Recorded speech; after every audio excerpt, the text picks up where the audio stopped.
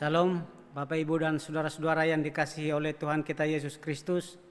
Selamat hari Minggu, selamat mengikuti ibadah kita pada minggu ini. Apa kabar Bapak Ibu dan saudara sekalian? Semuanya pasti baik-baik ya. Sebelum kita masuk ke ibadah kita, mari kita mempersiapkan hati kita. Kita mengambil saat teduh sejenak. Saat teduh dimulai.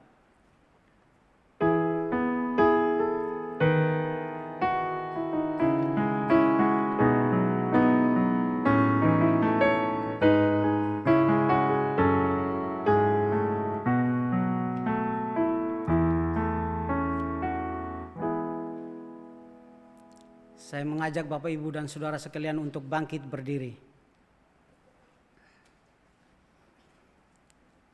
Ayat panggilan ibadah pada minggu ini terambil dari Mazmur pasal 100 ayatnya yang kedua.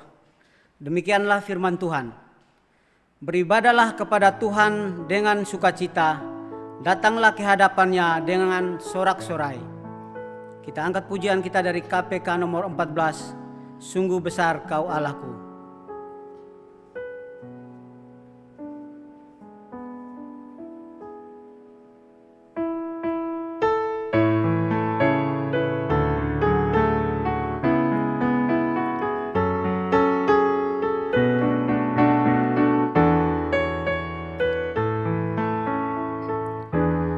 Bila kulihat bintang gemerlapan dan bunyi guru riuhku dengar, ya Tuhanku, tak putus aku heran melihat ciptaanmu yang besar.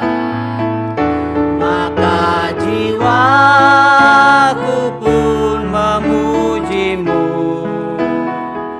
sungguh besar Kau Allahku. Maka jiwaku pun memujimu, sungguh besar Kau Allahku. Ayat yang kedua.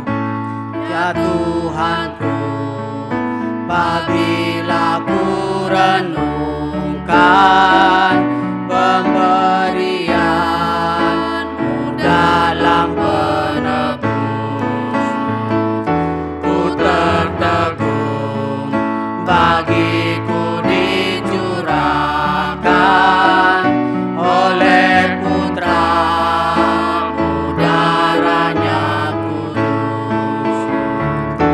Maka jiwaku pun memujimu, sungguh besar Kau Allahku. Maka jiwaku pun memujimu, sungguh besar Kau Allahku. Sungguh besar Kau Allahku. Mari kita satu di dalam doa. Bapa Surgawi, Bapa yang baik, Bapa yang kami sembah melalui anak-Mu Yesus Kristus, Tuhan dan Juru Selamat kami. Kami sungguh mengucap syukur kepada-Mu ya Tuhan, atas kasih karunia penyertaan dan perlindungan Engkau terhadap kami di sepanjang minggu ini. Dan pada hari ini ya Tuhan, kembali kami boleh datang beribadah kepada-Mu. Tuhan, kami serahkan rangkaian ibadah ini dari awal, pertengahan hingga akhir hanya ke dalam tangan pengasih-Mu. Terima kasih ya Bapa. Kami mau berdoa untuk hamba Tuhan yang akan menyampaikan kebenaran firman-Mu. Biarlah Tuhan mengurapi dia, agar kiranya firman yang ia sampaikan boleh menjadi berkat untuk setiap kami yang mendengarkannya. Terima kasih Bapa. Ampunilah akan segala salah dan dosa kami. Layakkanlah kami untuk mengikuti ibadah-Mu. Hanya di dalam nama anak-Mu Yesus Kristus kami sudah berdoa dan mengucap syukur. Amin. Saya persilakan kembali jemaat-jemaat untuk duduk. Kita akan masuk ke pengakuan, pengampunan, dan pernyataan iman kita. Sebelumnya kita angkat pujian Seputih Bulu Domba.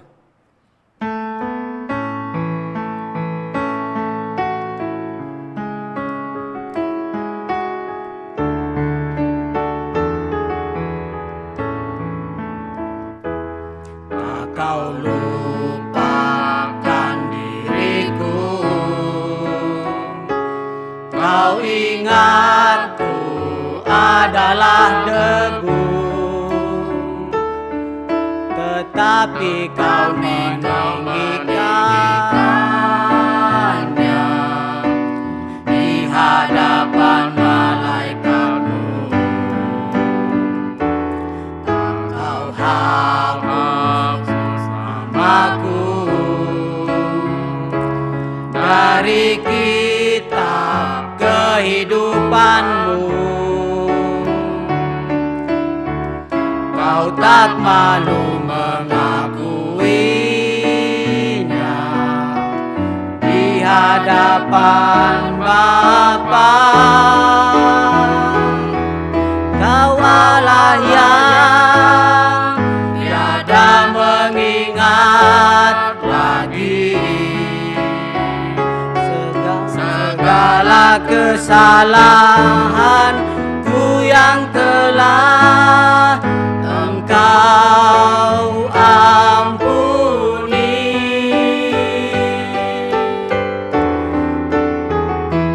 Walau dosaku merah bakain kesumba, Engkau menjadikanku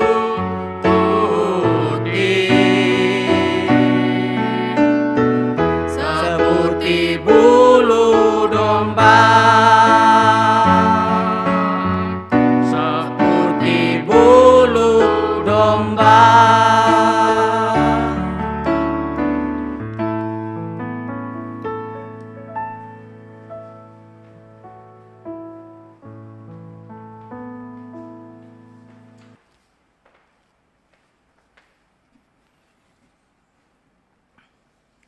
Bapak Ibu Saudara yang terkasih Tuhan, mari Bapak Ibu Saudara kita baca Mazmur 32 ayat yang kelima. Firman Tuhan berkata, dosaku kuberitahukan kepadamu dan kesalahanku tidaklah kusembunyikan. Aku berkata, aku akan mengaku kepada Tuhan pelanggaran-pelanggaranku. Bapak Ibu Saudara, mari kita bangkit berdiri, mari kita akui setiap dosa dan pelanggaran kita di hadapan Tuhan. Mari kita berdoa. Hari ini Tuhan, kami datang kepada Tuhan. Kami ingin mengakui setiap dosa dan pelanggaran kami di hadapan Tuhan. Tidak ada yang ingin kami sembunyikan di hadapan Tuhan. Tidak ingin ada yang kami tutup-tutupi di hadapan Tuhan. Kami ingin membuka hati kami sepenuhnya untuk Tuhan lihat, untuk Tuhan periksa. Dan kalau Tuhan dapati kami seringkali melakukan perbuatan-perbuatan yang tidak menyenangkan hati Tuhan, hari ini kami datang kepadamu memohon belas kasihan dan anugerah daripada Tuhan. Ampuni Tuhan kalau seringkali kami tidak taat akan melakukan kehendak Tuhan. Bahkan Tuhan, ketika kehendak Tuhan harus kami lakukan, kami seringkali bergumul begitu rupa. Bahkan kami tidak rindu untuk melakukan firman Tuhan dalam kehidupan kami. Ampuni kami Tuhan. Tuhan, ampuni kami juga kalau seringkali ketika kami mengalami berbagai pergumulan, kesulitan di dalam kehidupan kami. Kami mulai memalingkan muka kami daripada Tuhan. Kami mulai meninggalkan Tuhan. Tuhan, hari ini ampuni kami. Kalau seringkali kami menyakiti hati saudara-saudara kami, orang tua kami, orang-orang yang kami kasihi, orang-orang yang dekat dengan kami, yang harusnya kami kasihi tapi seringkali kami sakiti. Ampuni kami Tuhan. Kami rindu Tuhan melakukan firman-Mu dengan segenap hati kami. Kami rindu Tuhan belajar untuk mengasihi orang-orang di sekeliling kami. Kami rindu Tuhan untuk dapat melakukan kehendak Tuhan dengan penuh sukacita di dalam kehidupan kami. Karena itu Tuhan, tolong kami untuk belajar berjalan bersama-sama dengan Engkau dan rindu melakukan kehendak-Mu. Kami percaya ketika kami datang kepada Tuhan, memohon anugerah kepada Tuhan, Tuhan akan memberikan pengampunan dan belas kasihan-Nya kepada kami. Karena itu kami yakin dan percaya bahwa Tuhan menyucikan dan menguduskan setiap dosa dan pelanggaran kami. Terima kasih Tuhan. Dalam nama Tuhan Yesus kami berdoa dan mengucap syukur. Amin. Bapak Ibu Saudara, dengarlah petunjuk hidup baru yang terambil dari 1 Korintus 14 ayat yang ke-56 sampai 57. Sengat maut ialah dosa dan kuasa dosa ialah hukum Taurat. Tetapi syukur kepada Allah yang telah memberikan kepada kita kemenangan oleh Yesus Kristus Tuhan kita. Bapak Ibu Saudara, setiap kita yang sudah diampuni dosa dan pelanggarannya, mari kita bersyukur kepada Tuhan. Mari kita naikkan sebuah pujian arti kehadiran-Mu.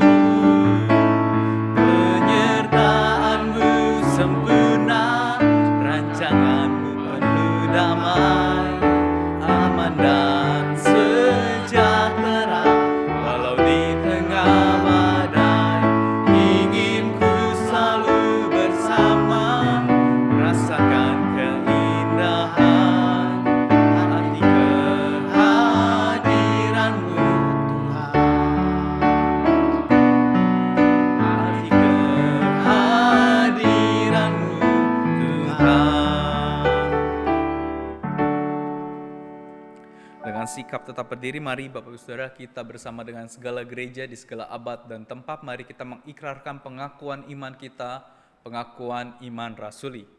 Aku percaya kepada Allah Bapa yang Maha Kuasa, Khalik langit dan bumi, dan kepada Yesus Kristus anaknya yang tunggal Tuhan kita, yang dikandung daripada Roh Kudus, lahir dari anak darah Maria, yang menderita sengsara di bawah pemerintahan Pontius Pilatus, disalibkan, mati dan kuburkan, turun ke dalam kerajaan maut, pada hari yang ketiga bangkit pula dari antara orang mati, naik ke surga, duduk di sebelah kanan Allah, Bapa yang Maha Kuasa, dan dari sana Ia akan datang untuk menghakimi orang yang hidup dan yang mati. Aku percaya kepada Roh Kudus, gereja yang kudus dan am, persekutuan orang kudus, pengampunan dosa, kebangkitan tubuh, dan hidup yang kekal. Amin. Silakan duduk Bapak Ibu Saudara.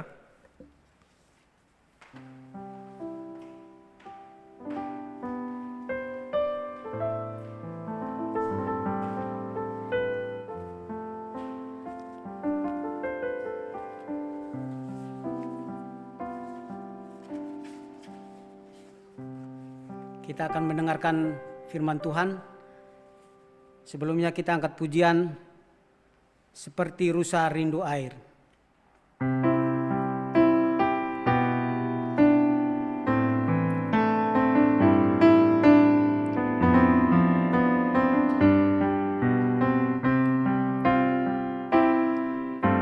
Seperti rusa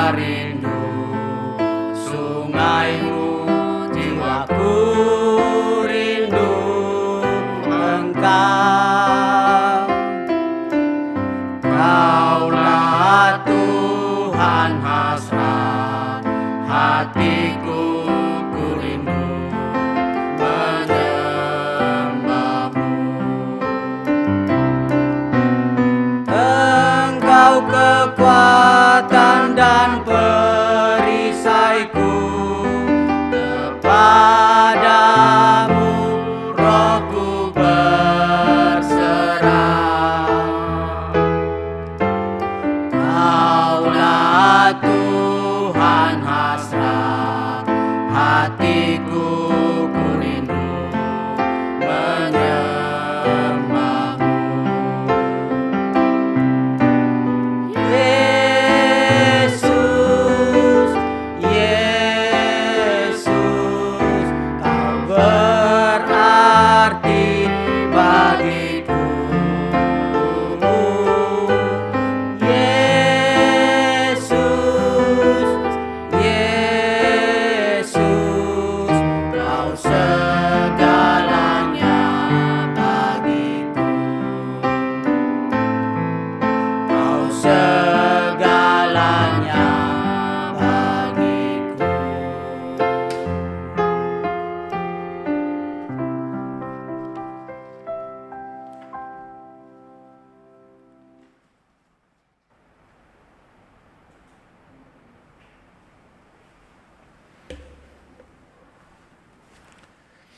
Selamat pagi Bapak Ibu yang dikasihi oleh Tuhan.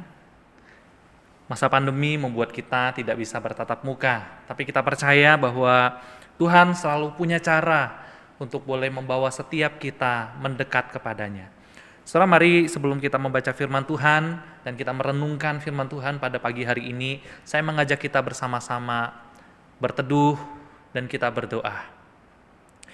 Tuhan, terima kasih untuk anugerah-Mu di tengah-tengah situasi yang tidak mudah yang kami hadapi hari ini. Tetapi Engkau terus menyertai kehidupan kami. Engkau tidak pernah meninggalkan kami. Engkau terus rindu mau berbicara kepada setiap kami. Kami bersyukur Tuhan, kami sudah memuji Engkau dan kami beribadah kepada Engkau. Dan pagi hari ini kami datang ke hadapan-Mu Tuhan. Kami rindu mendengarkan firman-Mu. Oleh sebab itu Tuhan, berbicaralah kepada setiap kami, pribadi lepas pribadi, melalui perenungan akan firman-Mu. Tuhan, tolong setiap kami, hamba-Mu dalam segala keterbatasan, biarlah kiranya Tuhan yang mengurapi dan memakai dengan kuat kuasa-Mu, dan biarlah Allah Roh Kudus yang boleh terus berbicara kepada setiap jemaat-Mu dimanapun mereka berada. Apapun yang sedang terjadi di dalam kehidupan mereka, Allah Roh Kudus yang boleh terus berbicara, menguatkan iman mereka, menolong mereka, bahkan menghibur hati mereka yang sedang susah. Terima kasih Bapa, kami serahkan waktu berikut ke dalam tangan-Mu. Di dalam nama Tuhan Yesus, kami berdoa dan mengucap syukur. Amin. Saudara yang dikasihi oleh Tuhan, pagi hari ini saya rindu mengajak kita untuk menggumuli bersama-sama satu bagian firman Tuhan di dalam Matius pasal 26, ayat 36 hingga ayat yang ke-38. Saudara, ini adalah salah satu bagian firman Tuhan ketika Yesus itu akan naik ke atas kayu salib. Kita mau menggumulinya bersama-sama, kita mau melihat apa yang terjadi dengan hati Tuhan Yesus, hati Tuhan kita ketika Dia itu akan disalibkan. Saudara, saya akan membacakannya. Matius pasal 26, saya akan bacakan ayat 36 hingga ayat yang ke-38. Demikianlah bunyi firman Tuhan. Di taman Getsemani, maka sampailah Yesus bersama-sama dengan muridnya ke suatu tempat yang bernama Getsemani. Lalu Ia berkata kepada murid-muridnya, "Duduklah di sini, sementara aku pergi ke sana untuk berdoa." Dan Ia membawa Petrus dan kedua anak Zebedius sertanya, maka mulailah Ia bersedih dan gentar. Lalu katanya kepada mereka, "Hatiku sangat sedih, seperti mau mati rasanya. Tinggallah di sini dan berjaga-jagalah dengan aku." Diberkatilah setiap kita yang selalu membaca firman Tuhan, merenungkannya, dan terus berusaha melakukannya di dalam kehidupan. Saudara, tema perenungan kita pagi hari ini saya beri judul, "Hatiku sedih mau mati rasanya." Hatiku sedih mau mati rasanya. Nah, saudara yang dikasih oleh Tuhan, permisi tanya, siapa di sini yang tidak pernah mengalami kesedihan yang mendalam dalam hidupnya? Saya percaya setiap kita pasti pernah mengalaminya. Apalagi ketika kita menghadapi kesedihan, namun tidak ada seorang pun yang bisa mengerti kesedihan kita. Saya rasa itu akan menjadi lebih sedih lagi, saudara. Sudah sedih tapi tidak bisa mengerti, bahkan tidak ada yang bisa menolong kita. Betapa sedihnya hidup kita. Nah saudara, saya kasih contoh misalnya, saudara. Ada seorang bapak namanya Sherman Sizemore pada tanggal 19 Januari tahun 2006, saudara. Nah saudara, bapak Sherman ini, saudara, beliau itu awalnya dia bilang katanya sakit perut. Jadi dia sepanjang hari mengeluh, ngerasa sakit perut. Lalu setelah dia merasa sakit perut, setelah dia minum obat, ternyata perutnya tidak sembuh, maka dia pergi ke dokter, ke sebuah rumah sakit, saudara. Nah pada waktu dia sampai ke dokter, di sebuah rumah sakit, saudara, ternyata dokter memutuskan dia harus menjalani tindakan operasi. Wah saudara, dia kira ini penyakit apa, dia takut kalau ada kanker, dia takut kalau ada penyakit-penyakit yang lain, ya enggak apa-apalah operasi. Saudara, mungkin diantara kita juga pernah mengalami hal yang sama ya, begitu mengerikan sekali ketika kita itu divonis mengalami sebuah penyakit dan harus dioperasi. Singkat cerita, saudara, Bapak Sherman ini, saudara, kemudian dioperasi. Nah pada waktu masa dioperasi itu, saudara, Pak Sherman ini mengalami fenomena yang namanya kesadaran anestesi. Apa itu kesadaran anestesi, saudara? Saudara, kesadaran anestesi itu adalah sebuah peristiwa di mana seseorang itu sudah dibius total, saudara, dan dia tidak bisa bergerak, tidak bisa ngapa-ngapain lagi, tetapi orang ini masih bisa merasakan sakit ketika dicubit, ketika pisau itu membedah perutnya, dia masih bisa merasakan. Nah saudara, hal ini terjadi kepada Bapak Sherman ini. Jadi pada waktu dokter itu membedah perutnya, saudara, Bapak Sherman bisa merasakan bagaimana pisau yang tajam itu membedah perutnya. Dia bisa merasakan bagaimana tangan dokter dan para perawat itu masuk ke dalam perutnya dan mengobok-obok perutnya. Tetapi Bapak Sherman tidak bisa berbuat apa-apa. Dia hanya bisa terdiam, bahkan menggerakkan jarinya pun dia tidak bisa, saudara, karena bius tadi. Tetapi celakanya bius yang diberikan kepada dia itu gagal, tidak bisa berfungsi dengan sempurna, saudara. Saudara, dia hanya bisa membisu. Ketika dia itu merasakan sakitnya pisau itu membedah perutnya, dia hanya bisa terdiam. Dia pengen minta tolong kepada semua orang yang ada di sekitar situ, tapi tidak ada yang mengerti dia. Dia pengen teriak, tapi tidak ada yang mau dengar dia, dan dia tidak bisa teriak. Semua orang berpikir dia tidak apa-apa. Semua orang mengira, wah Bapak Sherman sudah kena pengaruh obat bius, dia sudah tidak apa-apa. Kita bisa melakukan itu. Tetapi di dalam hatinya, dia merasakan satu kesakitan yang begitu mengerikan sekali. Singkat cerita, saudara, setelah dia melewati masa operasi itu, dia keluar dari rumah sakit, dan akhirnya dia mengalami kelumpuhan, saudara, akibat ada kesalahan yang terjadi. Bukan hanya kesalahan anestesi, tetapi juga kesalahan pemotongan di bagian usus perutnya, saudara. Akhirnya membuat dia itu tidak bisa berjalan seumur hidup. Saudara, peristiwa ini membuat dia trauma sekali. Hatinya begitu hancur, hatinya begitu sedih. Padahal Pak Sherman tadinya hanya mengalami sakit perut biasa. Tapi yang dia terima sekarang adalah lumpuh total seumur hidup. Saudara, tidak ada yang bisa mengerti dia. Apa yang terjadi dengan hidupnya, saudara? Dia trauma, dia marah sekali. Dia depresi dengan kondisi ini. Dan tidak ada seorang pun yang mengerti. Semua sudah terjadi, sudah kadung terjadi. Dan apa yang terjadi, saudara? Dia mengakhiri hidupnya dengan bunuh diri. Dengan bunuh diri. Nah, saudara yang kasih oleh Tuhan, apa yang saya mau katakan dari cerita ini, saudara? Yang saya mau katakan begini, saudara. Betapa menyedihkannya ketika kita itu menghadapi masalah yang begitu berat dalam hidup kita. Ketika kita itu menghadapi persoalan yang begitu luar biasa beratnya. Tapi tidak ada seorang pun yang dapat mengerti kita. Apalagi tidak ada seorang pun yang dapat menolong kita. Nah, saudara yang dikasih oleh Tuhan, pengalaman seperti inilah yang saya kira dialami oleh Kristus di Taman Getsemani. Bahkan pengalaman yang lebih mengerikan lagi, saudara. Pengalaman yang lebih besar. Yesus berkata, hatiku sedih, mau mati rasanya. Hatiku sedih, mau mati rasanya. Bahkan di ayat yang sebelumnya dikatakan, saudara, hatinya itu begitu gentar. Dan barulah dia kemudian merasa sangat sedih. Saudara, perasaan sedih Yesus ini beda dengan rasa putus asa manusia. Beda, saudara. Saudara, Bapak Ibu yang ada di rumah dengan saya, kita pernah mengalami yang namanya putus asa. Putus asa itu tidak nyaman. Ketika kita itu berusaha berjuang melakukan sesuatu, tapi kemudian apa yang kita lakukan dan kita kejar itu tidak menghasilkan apa-apa, kita putus asa. Itu wajar sekali, saudara. Dan ketika kita mengalami putus asa, kita seringkali berkata, ya sudahlah, mau gimana? Menyerah saja. Atau bahkan mungkin banyak di antara kita yang berkata, hatiku sedih, mau mati rasanya menghidupi kehidupan ini. Karena terlalu sulit untuk menghidupinya.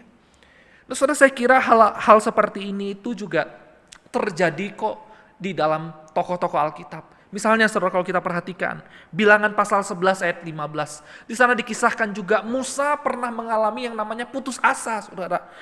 Bilangan 11 ayat 15 dikatakan begini, jika engkau berlaku demikian kepadaku, sebaiknya engkau membunuh aku saja.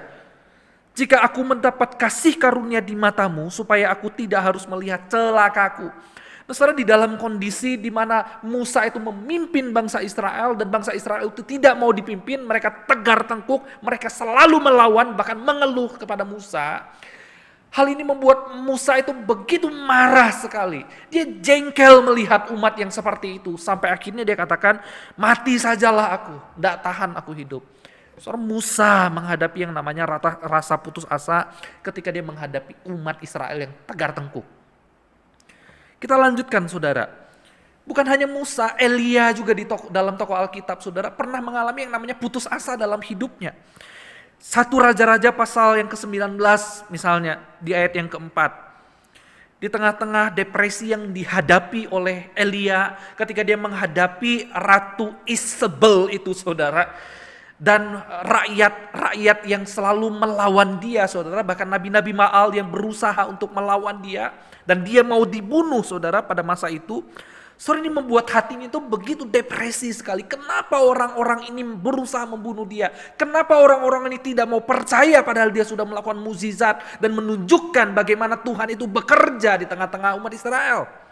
Nah, saudara, Musa berkata di dalam ayat tersebut dikatakan begini, tetapi ia sendiri masuk ke padang gurun sehari perjalanan jauhnya, lalu duduk di bawah pohon arar, kemudian dia ingin mati, katanya. Begini katanya, cukuplah itu sekarang ya Tuhan, ambillah nyawaku, sebab aku tidak lagi lebih baik daripada nenek moyangku. Serem Elia, seorang nabi yang besar dipakai oleh Tuhan, melakukan mukjizat demikian rupa. Pernah mengalami yang namanya putus asa. Pernah mengalami yang namanya tidak dimengerti oleh orang-orang. Tidak hanya itu, saudara, kalau kita belajar dari Ayub. Ayub pun lebih ngeri lagi, saudara. Ayub pernah menghadapi satu situasi yang tidak mudah juga, saudara. Ketika dia punya kehidupan yang baik, dia punya kekayaan, punya istri dan banyak anak, saudara. Saudara, hidup Ayub itu awalnya begitu indah dan begitu mudah. Tetapi singkat cerita, saudara, ketika Tuhan mengizinkan yang namanya penderitaan hadir dalam hidupnya dan iblis mencobai dia di dalam kehidupannya. Kekayaannya habis, anak-anaknya meninggal semua, istrinya bukannya justru mendukung dia, mengasihi dia, hadir di samping dia, tetapi istrinya justru mengutuk dia. Bahkan sahabat-sahabat karibnya bukannya justru berempati, tetapi mereka menghakimi Ayub. Saudara, di tengah kondisi seperti itu, siapa yang tahan di sini? Siapa yang tahan? Saya juga tidak tahan, saudara. Ayub berkata di dalam Ayub pasal 3 ayat 11 demikian. Mengapa aku tidak mati waktu aku lahir? Saudara, Ayub berkata, aku menyesal, kalau dengan bahasa sederhananya. Aku menyesal dilahirkan dalam dunia ini. Atau binasa pada waktu aku keluar dari kandungan ibuku. Saudara, pada waktu Ayub berkata demikian, Ayub merasa menyesal hadir dalam dunia yang begitu mengerikan ini. Hatinya sedih, tidak ada seorang pun yang bisa mengerti. Orang terdekat dalam hidupnya, istrinya yang mendampingi dia. Istrinya yang melahirkan anak-anak bagi dia. Istrinya yang tinggal sehari-hari bersama dengan dia. Mengutuk dia, bahkan tidak mendukung dia. Teman-temannya, sahabat-sahabatnya datang bukan untuk mendengar dia, malah menghakimi dia kalau dia itu punya dosa. Nah, saudara, saya kira semua orang pasti pernah mengalami yang namanya masa putus asa. Saya kira semua orang pasti pernah mengalami yang namanya rasa ingin mati rasanya menghadapi kehidupan ini. Nah, saudara dikasih oleh Tuhan, saya pribadi juga pernah mengalami hal yang serupa. Dulu, waktu saya mau masuk ke sekolah teologi, saudara, saya berdoa kepada Tuhan, Tuhan saya mau berangkat ke sekolah teologi. Nah pada waktu saya mau berangkat itu sebelumnya saudara, papa mama saya itu menentang saya untuk sekolah teologi. Tetapi saya percaya bahwa di dalam anugerah Tuhan dan kuasa Tuhan, Tuhan akan mengubahkan mereka. Itu yang saya pikir pada waktu itu saudara. Singkat cerita saya berangkat dan hanya satu doa yang saya naikkan kepada Tuhan pada masa itu saudara. Sebelum saya berangkat sekolah teologi. Apa yang saya doakan saudara? Saya berdoa begini saudara. Tuhan, saya nggak perlu papa itu harus makin kaya kalau saya sekolah teologi. Saya nggak perlu papa itu makin sehat ketika saya berangkat sekolah teologi. Saya hanya perlu Tuhan pelihara papa saja, pelihara mama saja, jaga mereka. Saya pergi untuk melakukan kehendak Tuhan. Saudara tahu apa yang terjadi setelah saya menjalani 1 semester sekolah di seminari, di sekolah teologi saudara? Yang terjadi malah sebaliknya. Apa yang saya doakan malah justru tidak terjadi. Saya minta papa mama saya sehat, malah justru Tuhan kasih papa saya kena kanker. Dokter telepon pada waktu saya sekolah. David, papamu tinggal 3 bulan usianya. Wah saudara, pada waktu saya dengar telepon itu, hati saya begitu sedih sekali. Saya marah kepada Tuhan. Kenapa kok Tuhan tidak bisa mengerti, saya pikir. Kenapa kok Tuhan berbuat demikian? Bukankah saya sudah melakukan hal yang baik? Bukankah saya akan melakukan kehendak Tuhan untuk menjadi seorang hamba Tuhan? Bukankah saya sudah menyerahkan diri mempersembahkan seluruh hidup saya dan masa depan saya untuk Tuhan? Tapi kenapa Tuhan tidak mendengar doa saya? Kenapa Tuhan rasanya tidak mengerti kebutuhan saya? Nah saudara, saya putus asa pada masa itu. Saya putus asa. Dan ketika saya putus asa, apa yang terjadi saudara? Saya berpikir, saya tidak mau sekolah lagi. Saya berhenti sekolah. Saya mau pulang ke rumah, saya mau rawat papa saya selama 3 bulan dan akan meneruskan usaha di rumah. Nah singkat cerita saudara, ternyata papa saya sembuh. Ternyata papa saya sembuh. Nah saudara yang dikasih oleh Tuhan, hari ini papa saya masih hidup. Poin yang saya ingin sampaikan di sini begini saudara. Saya pun sebagai seorang hamba Tuhan, pernah mengalami yang namanya putus asa dalam kehidupan. Putus asa. Dan saya juga percaya Bapak Ibu yang ada di rumah, pasti pernah mengalaminya bukan?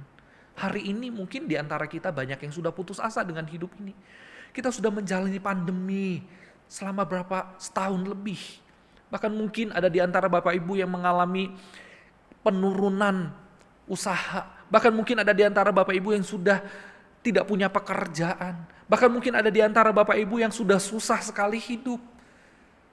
Saudara, saya mau katakan, Bapak Ibu pernah mengalami itu, saya pernah mengalami itu, tokoh-tokoh di Alkitab pernah mengalami rasa putus asa itu.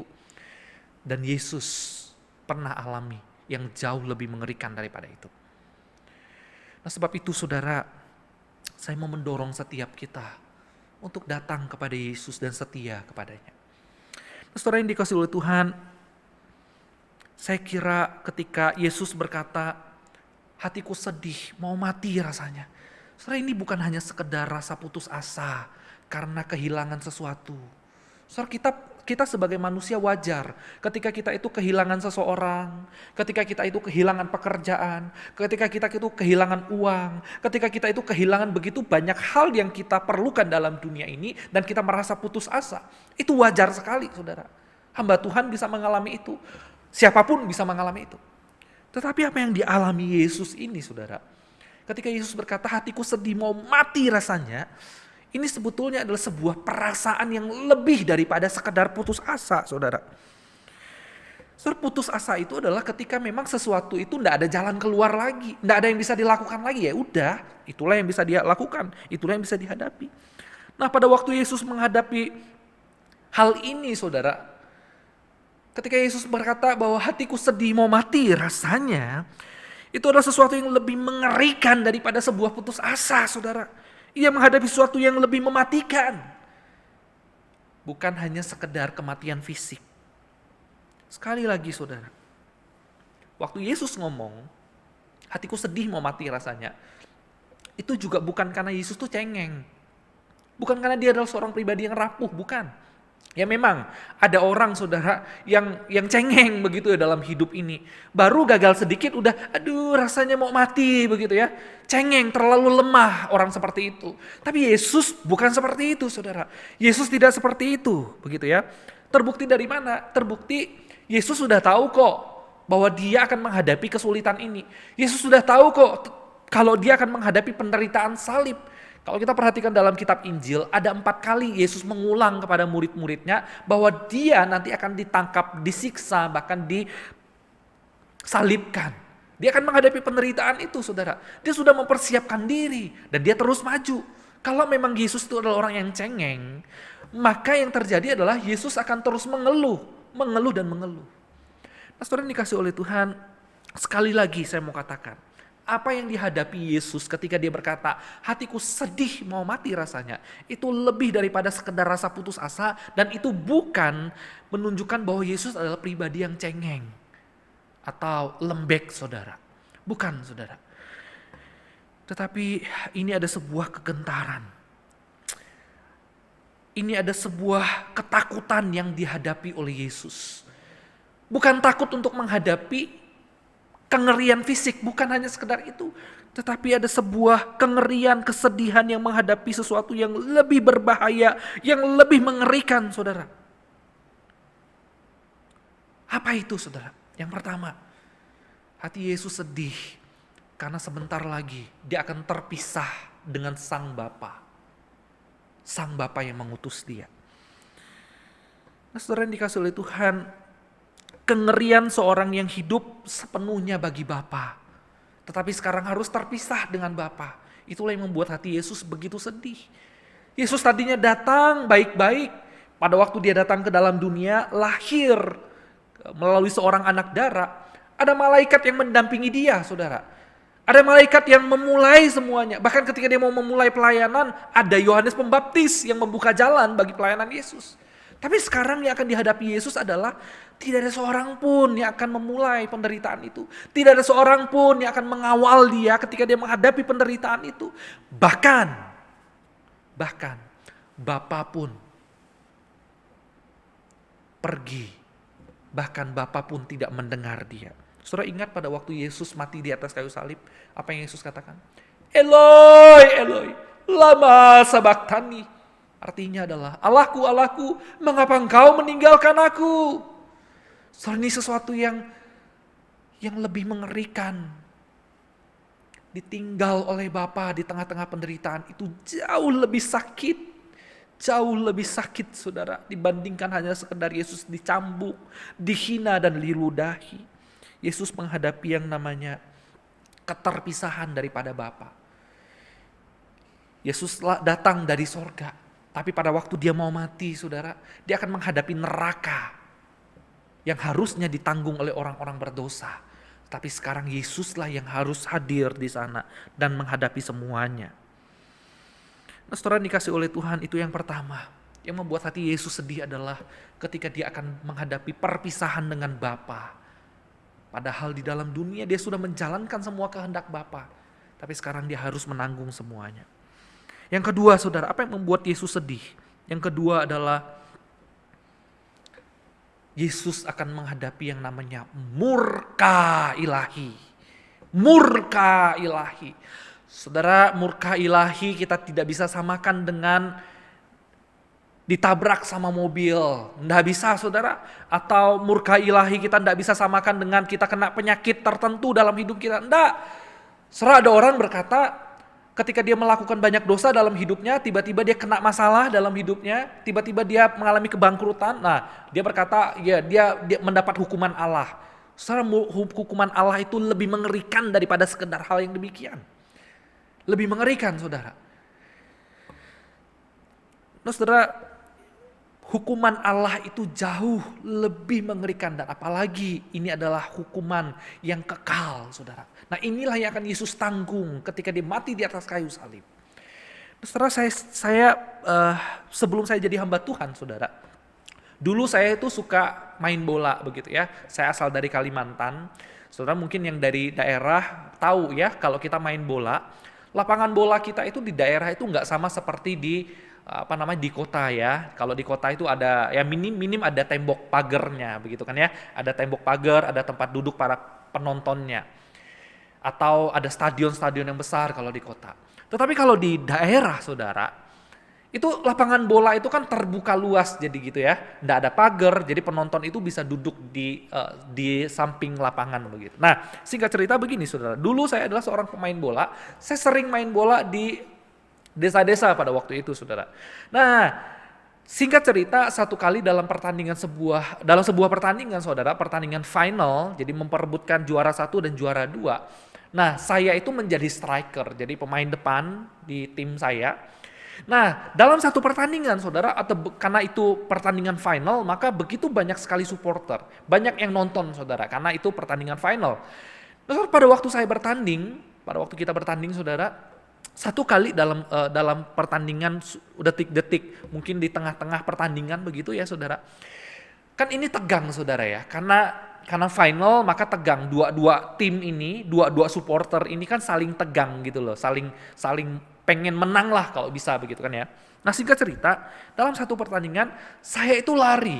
Nah, saya lari mengejar bola bersama dengan lawan saya begitu ya, lawan saya. Kami lari barengan.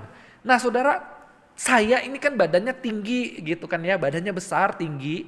Sementara lawan lari saya itu badannya pendek dan kecil, saudara. Jadi waktu kita lari, saudara, nggak sengaja pantat saya itu nyenggol lawan saya ini. Nah, dia kesenggol lalu kemudian terpelanting masuk ke dalam rawa-rawa.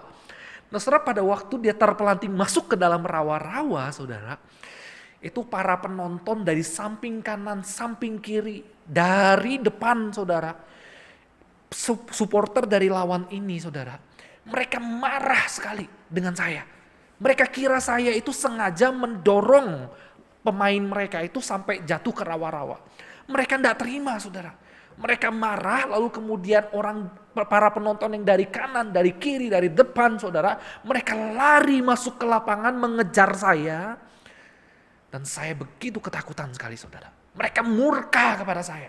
Mereka jengkel kepada saya, saudara.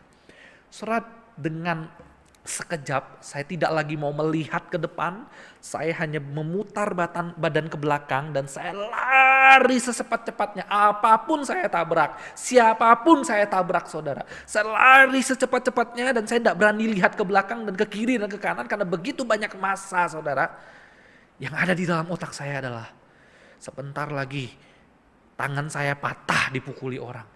Sebentar lagi kaki saya patah dipukul orang. Sebentar lagi saya akan diamuki massa, saya akan dipukuli sampai remuk, muka saya hancur, gigi saya habis. Pokoknya sebentar lagi mungkin saya akan mati, saudara. Saudara, saya takut sekali dengan massa yang mengejar saya itu, saudara. Takut sekali. Nah, saudara, saya mau katakan begini. Kita aja takut dengan murka manusia. Takut. Siapa di sini di antara Bapak Ibu yang tidak takut dikeroyok sama massa? Kita semua takut, saudara. Takut. Tetapi yang dihadapi oleh Yesus di sini adalah dia bukan hanya menghadapi massa yang akan menghina dia, menyiksa dia, memikul dia, menyambuk dia, meludahi dia. Bukan. Tetapi yang akan Yesus tanggung yang jauh lebih mengerikan adalah Yesus akan menghadapi murka Allah. Dan murka Allah itu jauh lebih mengerikan dibandingkan dengan murka manusia. Itulah yang membuat Yesus itu begitu sedih sekali. Saudara, bagaimana mungkin seorang anak Allah bisa mengalami hal yang demikian? Ini satu ironi, saudara. Kalau kita sadar dan benar-benar mengerti bahwa Yesus itu adalah anak Allah, harusnya Yesus tidak menghadapi hal yang seperti itu. Harusnya Yesus menghadapi sesuatu yang lebih baik. Saudara, kalau kita bandingkan dengan tokoh Alkitab misalnya, saudara ya, Nabi Elia aja pada waktu dia mengakhiri pelayanannya, Bapa di sorga itu menjemput dia dengan kereta kuda. Musa aja pada waktu dia mati, siapa yang menguburkan Musa? Bapa yang menguburkannya. Stefanus pada waktu dia mau mati, saudara, apa yang terjadi dengan Stefanus? Stefanus memandang ke sorga. Stefanus memandang kepada Bapa. Memandang kepada Bapa. Tetapi anak Allah, ketika Yesus menghadapi murka Allah, adakah Bapa datang menolong dia? Adakah para malaikat datang menghampiri dia sama seperti ketika dia lahir ke dalam dunia? Adakah Yesus melihat kepada sorga? Tidak sama sekali, saudara. Tidak. Yesus hanya melihat kengerian karena dosa kita. Yesus hanya melihat orang-orang yang menganiaya dia. Yesus hanya mendengar orang-orang yang menyumpahi dia. Tidak ada satu patah kata pun dari Bapa yang mengutus dia. Tidak ada. Maka itu, saudara, ada seorang penulis yang katakan seperti ini, saudara. Yesus bisa aja ngomong. Yesus bisa aja ngomong kayak gini, saudara. Mengapa aku yang selama ini hidup dalam kekekalan, yang menikmati kasih Bapa, sekarang harus melemparkan diriku dalam siksaan yang begitu rupa. Hanya untuk siapa? Hanya untuk orang-orang berdosa.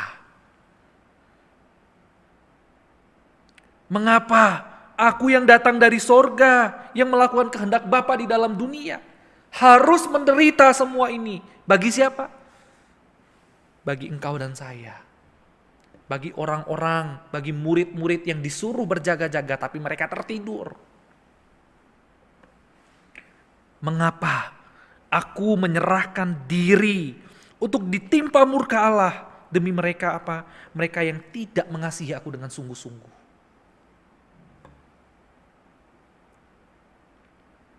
Saudara, Yesus bisa berkata seperti itu. Yesus bisa ngomong, ngapain saya mati bagi orang-orang berdosa seperti saya dan Bapak Ibu yang ada di rumah. Kita yang tidak setia, ngapain Yesus harus mati, harus menderita seperti itu? Saudara, sekali lagi saya katakan, Yesus bisa aja ngomong seperti itu. Yesus bisa aja ngomong seperti itu. Tetapi Yesus tidak pernah satu kata pun dia omongkan seperti itu. Tapi Yesus tidak pernah berpikir seperti itu.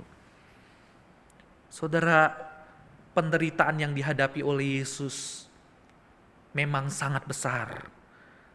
Tetapi kasih-Nya kepada engkau dan saya itu jauh lebih besar. Itu jauh lebih berharga. Itu jauh lebih mulia, saudara. Jiwa Kristus dibanjiri dengan duka cita pada waktu dia menghadapi derita, saudara. Tetapi semuanya dilakukan karena cintanya kepada kita yang berdosa. Harusnya kitalah yang menanggung semua murka tadi. Harusnya kitalah yang dimurkai. Tetapi Yesus sudah menanggung semuanya itu. Yesus sudah mati di atas kayu salib bagi engkau dan saya. Oleh sebab itu, saudara yang dikasihi oleh Tuhan, bagi Bapak Ibu yang ada di rumah hari ini, saya mau katakan, mari kita jangan pernah sia-siakan apa yang Yesus sudah lakukan dalam hidup kita. Mari kita belajar menjadi murid-murid yang setia kepada Tuhan, yang jujur kepada Tuhan, yang mengasihi Tuhan dengan sungguh-sungguh. Jangan main-main lagi dengan anugerah Tuhan. Jangan buat pengorbanan Tuhan itu menjadi sia-sia dalam hidup kita. Jangan, saudara. Kristus sudah cukup menderita. Sudah cukup menderita. Saya mengerti di tengah-tengah kondisi pandemi seperti ini. Banyak di antara kita yang mengalami hidup yang susah. Mengalami penderitaan.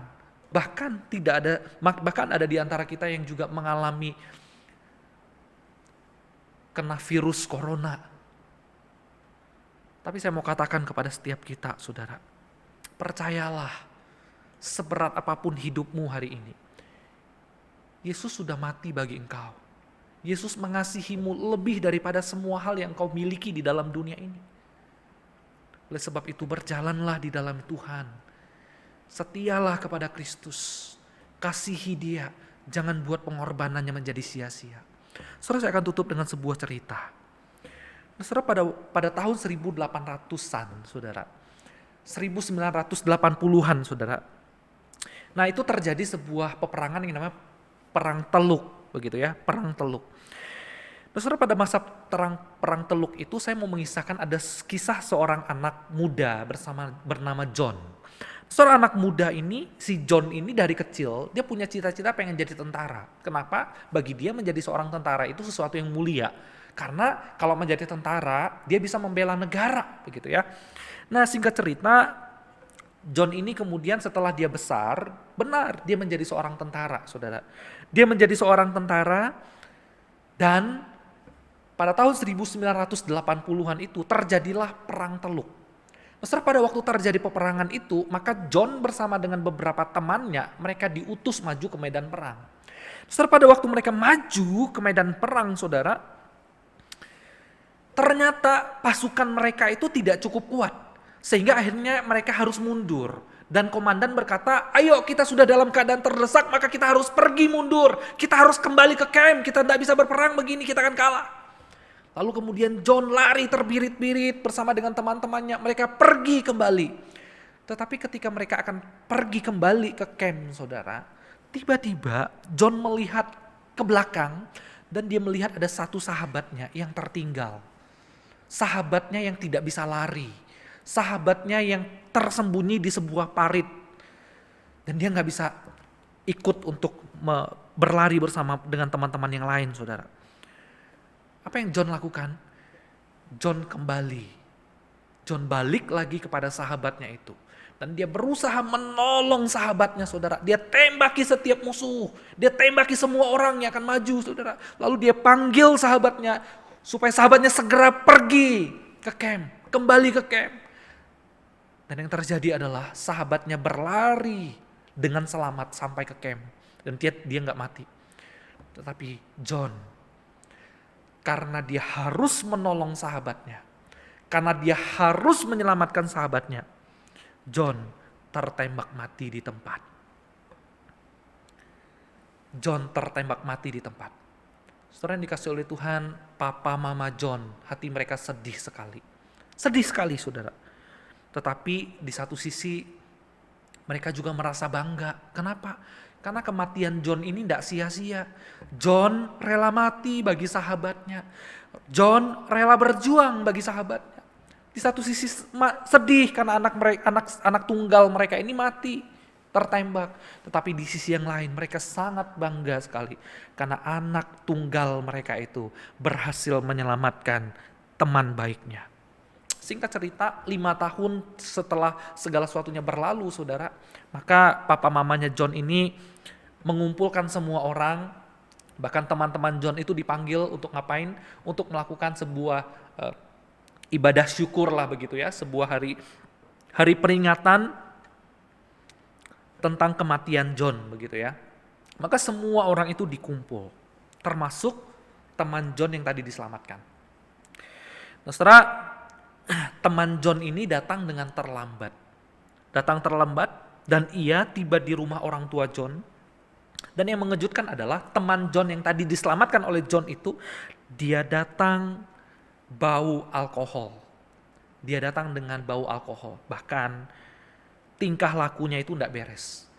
Dia itu suka mengeluarkan kata-kata kotor. Bahkan pada waktu itu juga temannya John ini tadi mabuk, dalam kondisi mabuk, saudara. Dan yang paling memalukan lagi adalah teman yang diselamatkan oleh John tadi itu, dia sudah tidak lagi menjadi seorang tentara. Dia sudah keluar dari tentara. Nah, saudara, pada waktu papa mama John ngeliat teman yang diselamatkan oleh John ini datang dengan kondisi yang seperti itu, papa mamanya berkata, aku ndak rela kenapa anakku mati bagi orang kayak gini. Aku ndak rela kenapa anakku mati buat orang yang seperti ini. Ndak berguna. Kematian anakku sia-sia. Ndak ada artinya. Ndak layak. Yang layak mati adalah dia, bukan anakku. Yang layak ditembak adalah dia, bukan anakku. Saudara yang dikasihi oleh Tuhan, bukankah hati Bapa di sorga begitu sedih hatinya ketika dia melihat anaknya yang tunggal mati di atas kayu salib? Bagi kita yang tidak pernah mau bertobat, saudara, bukankah hati Bapa begitu sedih ketika ia melihat hidup kita yang tidak pernah setia, hidup kita yang tidak pernah sungguh-sungguh mengasihi dia, hidup kita yang tidak pernah taat kepada dia, sementara dia sudah mengorbankan anak tunggalnya bagi kita. Sampai kapan kita harus membuat kematian Yesus dan penderitaannya itu menjadi sia-sia, saudara? Mau sampai kapan kita harus terus mendukakan hati Allah? Mau sampai kapan? Saudara, mari kita bertobat. Mari kita bertobat. Hati Yesus mungkin tidak sedih menghadapi penyalipan. Hati Yesus mungkin tidak sedih menghadapi penderitaan. Tapi hati Yesus sedih ketika ia tidak melihat kesetiaan dalam hidup kita. Ketika kita itu mengabaikan setiap firman-Nya. Ketika kita menjadi murid-murid yang tidak pernah melakukan kehendak Dia yang mengasihi setiap kita. Saudara, mari kita bertobat. Kita datang kepada Tuhan. Bila melalui momen ini kita merefleksikan kembali diri kita, hidup kita. Kalau ada dosa-dosa yang terus dan terus kita buat dalam hidup ini, dan itu membuat hati Tuhan begitu sedih, saudara, mari kita bertobat. Tinggalkan itu. Tuhan tidak pernah senang melihat kita itu melakukan dosa. Tidak pernah senang. Tiap kali kita melakukan dosa, Kristus dipermalukan. Pengorbanan Kristus menjadi sia-sia. Tidak ada artinya. So, mari kita bertobat. Kita datang kepada kaki Yesus. Kita datang di hadapan Tuhan. Minggu depan, kita akan bersama-sama merayakan, memperingati hari Jumat Agung. Hari di mana anak Allah, anak tunggal Allah, menghadapi penghukuman Allah, penghukuman ilahi bagi engkau dan saya. Anak Allah yang mengasihi engkau dan saya dengan mati di atas kayu salib. Sekarang mulai hari ini, mari kita siapkan hati, kita siapkan diri.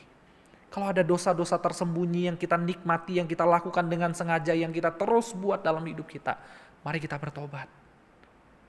Mari kita bertobat. Mari kita bersatu di dalam doa. Kami bersyukur Tuhan atas anugerah-Mu. Kami bersyukur atas kasih-Mu yang begitu besar kepada setiap kami. Kami sadar Tuhan, kami adalah manusia yang berdosa. Kami sering tidak taat dan tidak setia. Tetapi Engkau Allah yang setia, yang tidak pernah tinggalkan kami. Maka Tuhan, pagi hari ini kami bersyukur melihat anugerah-Mu yang begitu besar. Dan kami bertobat Tuhan. Kami mau tinggalkan setiap dosa dan kehidupan kami yang tidak berkenan di hadapan-Mu. Tuhan, tolong kami Tuhan. Tuhan, tolong kami menjadi murid-murid Tuhan yang terus rela melayani Tuhan, mengasihi Tuhan, bahkan memberitakan Injil untuk kemuliaan bagi nama Tuhan. Tuhan, tolong setiap kami. Dalam nama Tuhan Yesus kami berdoa dan mengucap syukur. Amin.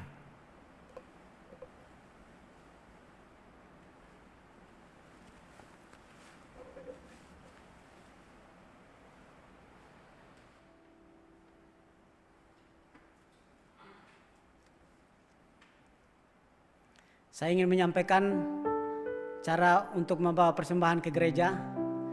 Yang pertama, kita melihat ada rekening BCA di layar kaca masing-masing, boleh ditransfer melalui rekening BCA tersebut. Dan yang kedua, ada scan barcode, boleh di-scan dengan alamat GKY Kristus Yesus MBA. Kemudian yang terakhir, Bapak Ibu juga boleh membawa persembahan setelah ibadah ini selesai. Kita angkat pujian kita dari Terima Kasih Tuhan.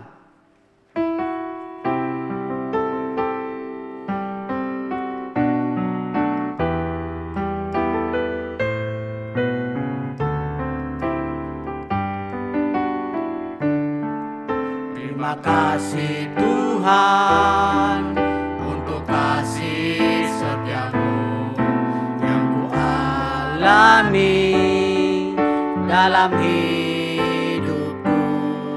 Terima kasih Yesus untuk kebaikanmu sepanjang hidupku.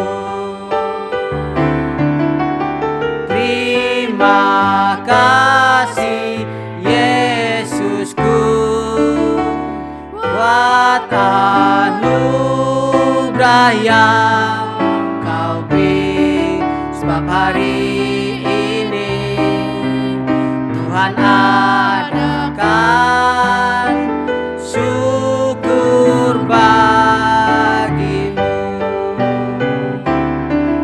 Terima kasih Yesusku buat anugerah yang Kau beri, sebab hari ini Tuhan adakan syukur bagimu. Suri ini Tuhan adakan syukur bagimu. Syukur bagimu. Mari kita satu di dalam doa. Bapa kami yang ada di dalam surga, Bapa yang baik, terima kasih ya Bapa. Kami sungguh mengucap syukur karena Engkau sudah menyertai kehidupan kami selama masa pandemi ini. Kami juga bersyukur ya Tuhan untuk berkat-berkat yang sudah Engkau berikan kepada kami. Pada hari ini ya Tuhan, kami boleh membawa persembahan kami. Kami mohon Tuhan, Engkau kudus dan Engkau jamah persembahan kami agar kiranya berguna bagi kebutuhan gereja kami. Terima kasih ya Bapa. Kami juga mau berdoa buat jemaat-jemaat Tuhan. Biarlah Tuhan memberkati mereka semua, baik yang sudah memberikan persembahan ataupun yang belum sempat memberikan persembahan. Terima kasih Bapa, inilah doa kami. Hanya di dalam nama anak-Mu Yesus Kristus, Tuhan dan Juru Selamat, kami sudah berdoa dan mengucap syukur. Amin. Berita gembala dan doa syafaat akan dilayani oleh hambanya.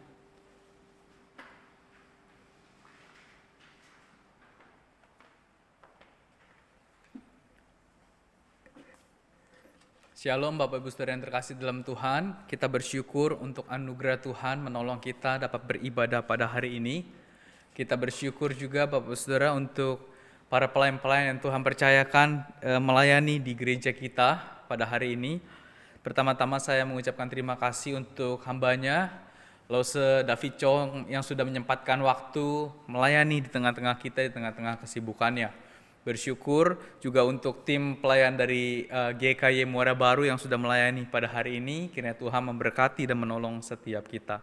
Bapak Ibu Saudara, saya mengajak setiap kita untuk terus bersekutu kepada Tuhan di hari Rabu 24 Maret jam 19.00 atau jam 7 malam. Sebuah tema untuk kita adalah sebuah kesepakatan untuk berbuat jahat. Nanti saya sendiri yang akan menyampaikan firman Tuhan. Silakan Bapak Saudara dapat mendengarnya melalui audio dan dapat berdoa melalui teks yang akan kita kirim. Kemudian Bapak Ibu Saudara, minggu depan kebaktian umum tetap jam 10.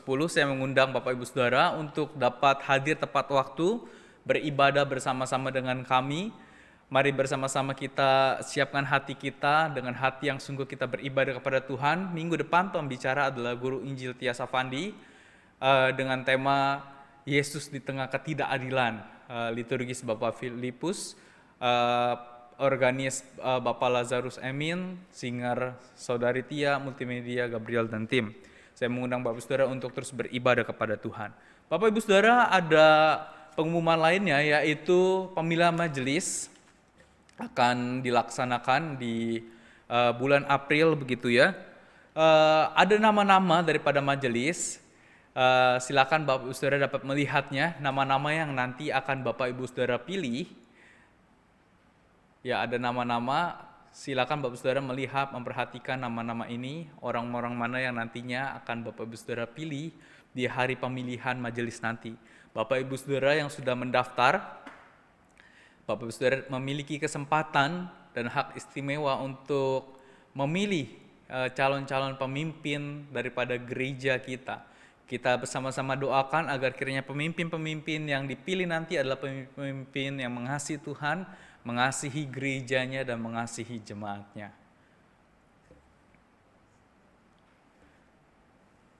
Ya, baik Bapak Saudara, kemudian ada pengumuman lain.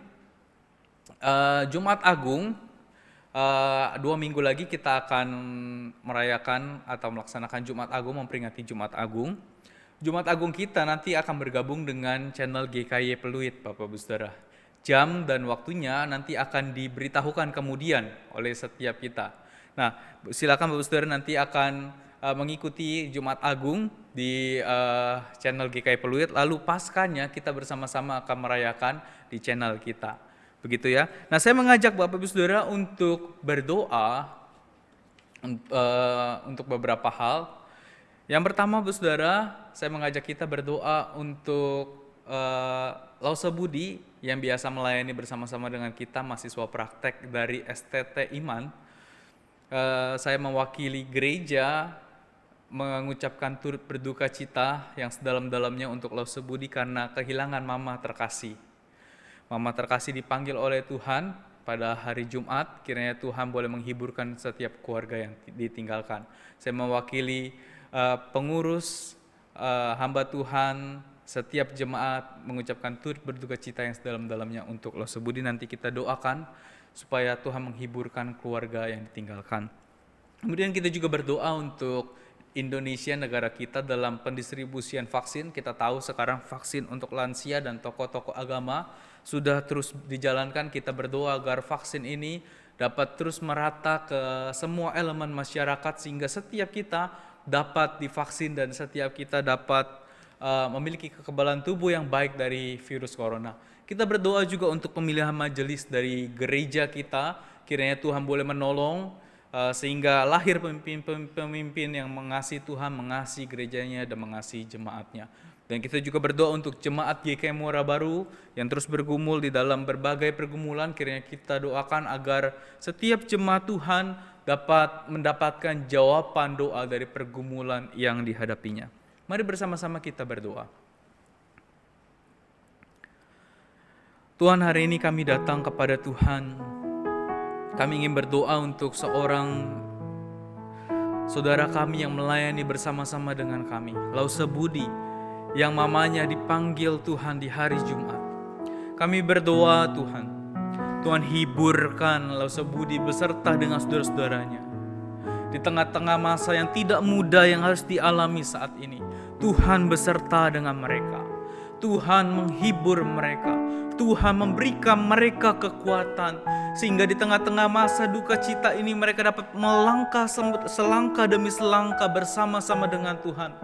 Hingga satu hari nanti ketika mereka melewati masa ini, mereka melihat ke belakang, ada penyertaan Tuhan yang sungguh nyata dalam kehidupan mereka. Sekali lagi kami memohon, hiburkan mereka Tuhan. Berikan kesehatan kepada Lause Budi serta keluarga melewati masa-masa duka seperti ini. Kami juga berdoa Tuhan untuk bangsa kami, bangsa Indonesia. Kami bersyukur Tuhan melihat Tuhan menolong sedikit demi sedikit bangsa kami melewati pergumulan ini. Sekarang sudah ada vaksin untuk lansia, tokoh agama, kami bersyukur Tuhan. Kami berdoa Tuhan, kami rindu vaksin dapat didistribusikan secara rata ke semua elemen masyarakat. Sehingga setiap elemen masyarakat dapat memiliki kekebalan tubuh yang baik daripada virus corona. Kami berdoa memohon pertolongan daripada Tuhan. Setiap pihak-pihak yang terkait dalam pendistribusian, kiranya Tuhan tolong, Tuhan berikan hikmat, Tuhan berikan kekuatan bagi mereka di tengah kelelahan yang mereka alami pada saat ini. Berikan sukacita dalam hati mereka untuk mereka dapat bekerja bagi rakyat Indonesia pada saat hari ini. Kami juga berdoa Tuhan untuk gereja kami, khususnya gereja pusat kami GKI Pluit yang akan melaksanakan pemilihan majelis. Kiranya kami berdoa kiranya Tuhan boleh menolong, membangkitkan pemimpin-pemimpin yang mengasihi Tuhan, mengasihi gerejanya, mengasihi jemaatnya.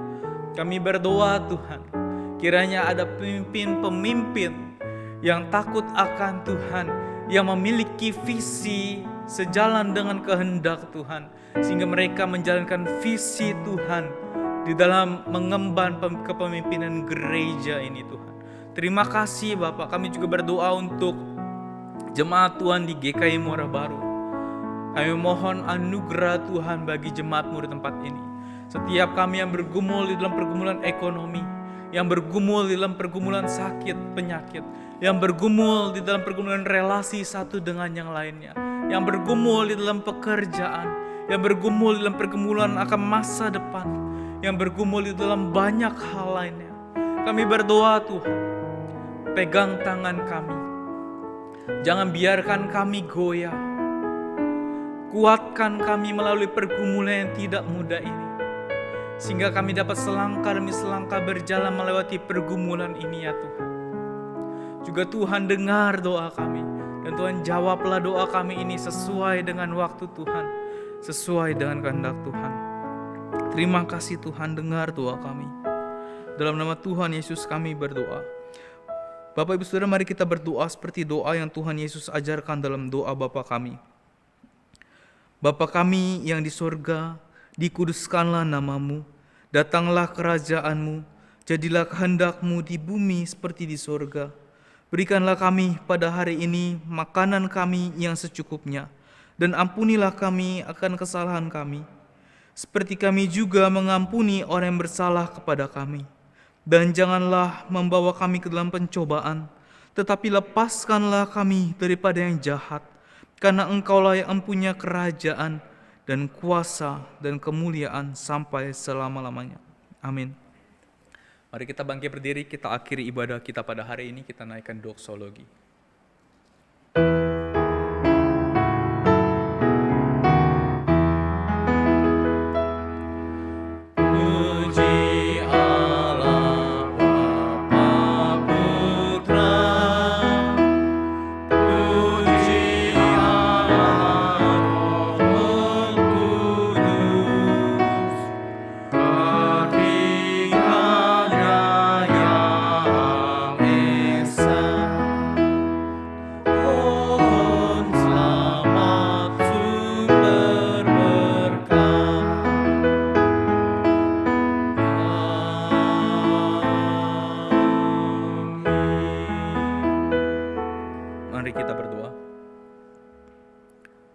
Kami bersyukur Tuhan kami dapat beribadah pada hari ini. Terima kasih untuk waktu yang indah kami boleh berbakti kepada Tuhan saat ini. Kami berdoa Tuhan di akhir ibadah ini memohon berkat daripada Tuhan. Bapak Saudara, arahkanlah hatimu dan terimalah berkat daripada Tuhan. Kiranya kasih karunia daripada Allah Bapa, anugerah dan keselamatan daripada Kristus Yesus, pimpinan penyertaan daripada Allah Roh Kudus, menyertai setiap kita mulai hari ini sampai selama-lamanya. Amin.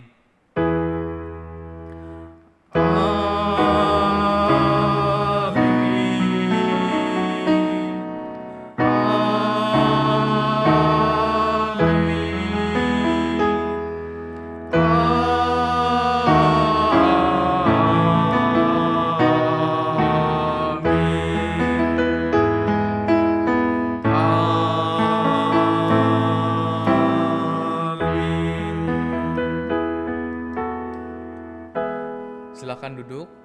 Silakan bersaat teduh. Kebaktian selesai. Tuhan Yesus memberkati.